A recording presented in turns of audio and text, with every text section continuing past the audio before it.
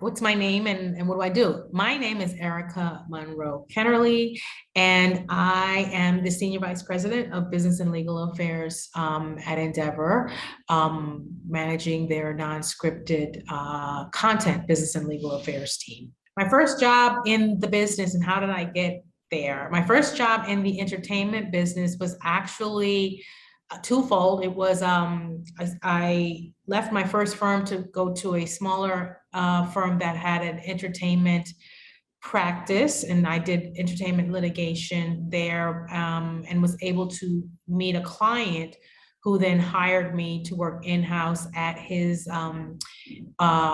digital content company called 360hiphop.com. Who was my most valued mentor and what impact did they make? Oh, wow. I actually have two who I mentioned earlier. One was a partner at my second law firm that I mentioned earlier by the name of Lisa Buckley, and she really taught me how to shine as a woman in the legal practice, and how to not hide myself, and how to use what my perceived deficits as an advantage. And she taught me a lot about fashion. She introduced me to Manolo Blahnik and all the great things too. So she's awesome. And then my second great mentor was another old boss, Michael Lanzolata, who I still work with to this day, who really taught me the tricks of the trade, and who taught me how to be an amazing business affairs executive and also an amazing boss. Most impactful moment of my career and why? The most impactful moment of my career, I believe, was deciding to leave my career. After 8 years as Vice President of Business Affairs at Turner, I was burnt out. I was burnt out on television. I was burnt out on entertainment. I was burnt out on, law, legal, the legal function, business affairs. And I decided that I wanted a change and I wanted something totally different. And at that point, when I put that energy out there, I was contacted by Google and asked to come work at Google in a total non-entertainment, non-legal business affairs capacity. What was entertainment related, but in business development, working as a strategic partnership executive within their entertainment vertical. And then I shifted to do the strategic work in the D&I space at Google, which was majorly impactful.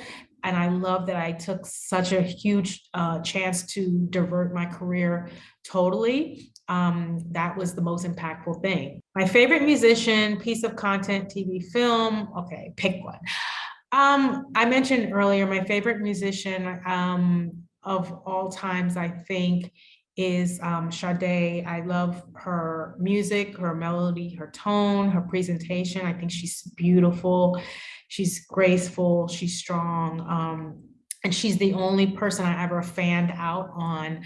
I live in New York City, I work in entertainment. I'm around celebrities all the time, like major celebrities, whether I'm just interacting with them in a space or I'm friends with them. I never fan out on anyone at all. Most New Yorkers don't.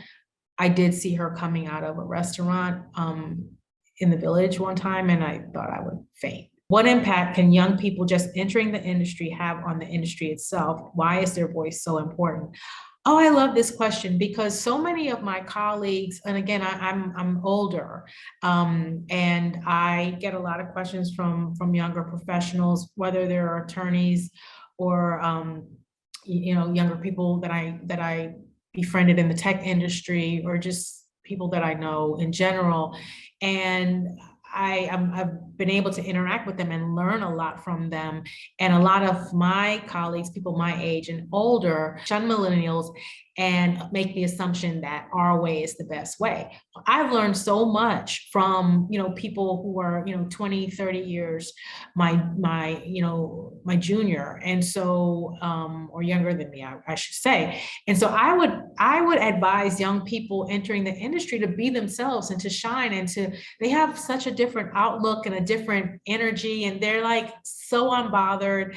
And people look down on that as a lack of dedication or a lack of loyalty.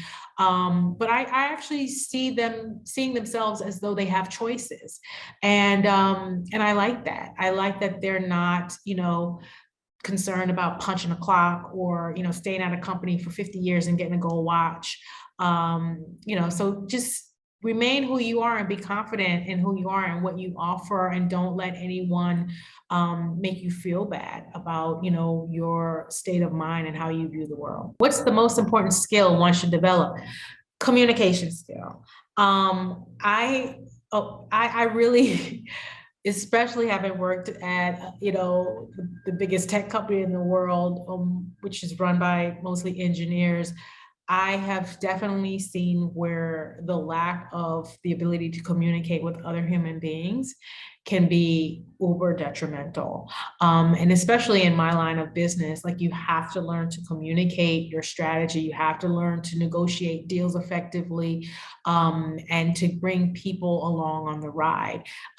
If you don't know how to communicate your position, or communicate your confidence, or communicate your trustworthiness, or just communicate your basic humanity, you're going to lose at the game. So I think communication is the most important skill that we should develop. The advice I would offer my younger self is to not stress out over anything or anyone, to not take myself so seriously, to enjoy life, to have fun, to not allow external factors to drive my internal physical and emotional state of mind. I would really have told myself to just have way more fun, and to give way less damns.